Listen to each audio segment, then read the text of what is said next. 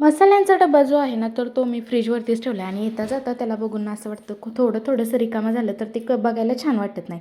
मग म्हटलं चला आता मसाल्यांच्या डब्यामध्ये सगळे मसाले कसे भरून घेऊयात आणि एकदम भरून घेतले ना, तर मग घ्यायला पण काही बरं वाटतं. असं तडका वगैरे मारताना, हां ठीक आहे भरलेलं किती छान वाटतं हे आणि नंतर आपल्यालासुद्धा बघायला ते भारी वाटत असतं. आता आज मेनू होता आळूच्या वड्या करायच्या होत्या. मग त्याच्यासाठी लसूण आणि जिरं ना चेचून घेतलं आणि मिरची जी आहे ना मी ह्याच्यामध्ये मिक्सरमध्ये बारीक करून घेतली. आता बेसन पण संपलेलं होतं.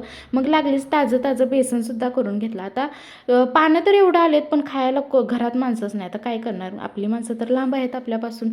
तर मग काय थोडीच पानं घेतलेली होती आणि मग ते स्वच्छ धुवून वगैरे घेतली आणि नंतर मग त्याच्यावरती कार्यक्रम करायला चालू केला. म्हणजे जो पदार्थ बनवायचा होता तो चालू केला. स्वच्छ पानं धुवून घेतली ना मग आपल्याला करायला सुद्धा छान वाटतं. कारण की त्याच्यावरती घाण वगैरे दिसले ना मग ते मन किरवंजल्यागत होतं आणि नंतर ना तेल वगैरे लावून ठेवलं मोदक पात्राला आणि नंतर मामा पण आलेले होते तर रानातून. त्यांचं पण रानातलं काम चाललेलं होतं. काय करणार एकटा माणूस कुठे कुठे म्हणून पळणार. कारण की ना घरात करता माणूस म्हणलं आणि गडी माणूस म्हणलं तर घरात एकच आहेत आता सध्याला तरी. आणि हे 3 मुलं तर फौजी असल्यामुळे तर सगळं रानातलं त्यांना एकट्यालाच बघायला लागतं.